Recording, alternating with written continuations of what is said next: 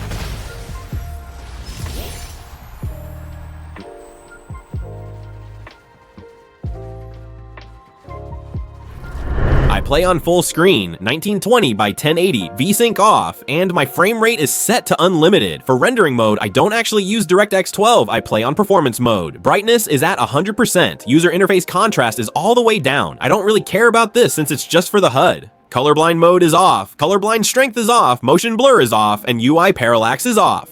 I don't use auto set quality, that's only for DirectX 12 stuff. I strictly use performance mode. You can copy these settings if you want. I mainly use some of them just for recording. For audio, these are my main audio settings. Nothing crazy here, just the basics. Sound quality is on low, putting this on high can decrease performance, and it literally says it right there.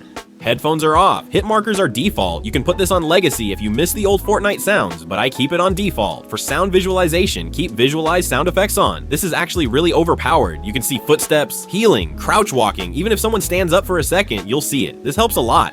Voice chat doesn't really matter. Matchmaking region is on auto, language is English. Toggle sprint is on auto open doors is on. Mantle activation is hold to jump. Hurdle activation is hold forward. Hold to swap pickup, and interact is set to hold. If you set it the other way, it'll stay on until you press it again.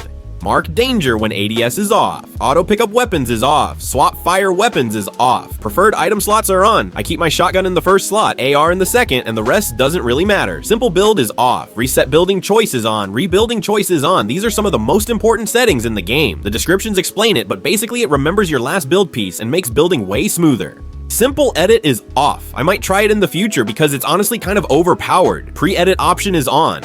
Auto-confirm edits is set to both. This gives you the fastest edits possible. Contextual tips are off. Most of the rest of these are off.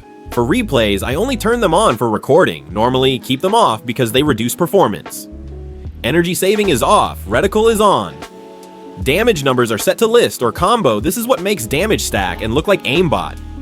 Damage number scale is around 65, so it's not too big or too small. I don't play keyboard and mouse. Invert controller view is off. Build immediately is on. Edit hold time is set to the lowest possible value. This gives you the least input delay. Support hold time and slide hold time are both on. Recent camera is on both. Vibration is off. Do not use vibration. For regular sensitivity, I adjust it first with advanced options off, then turn advanced options back on and fine-tune everything. Build mode sensitivity is 2.0. Edit sensitivity is 2.5. Look sensitivity is 45 with no boost. ADS sensitivity is 8 and 8. Look dampening time is set to 0. I play on linear. Aim assist strength is 100%. Left stick dead zone is 8. Right stick dead zone is 8. Trigger release is set to 25 and 25. I don't go lower because there's currently a controller bug. If it's too low, it messes with switching weapons and edits. Keeping it at 25 prevents that. Enable foot controller is off. Now for my keybinds, I'm gonna scroll slowly so you can copy them if you want.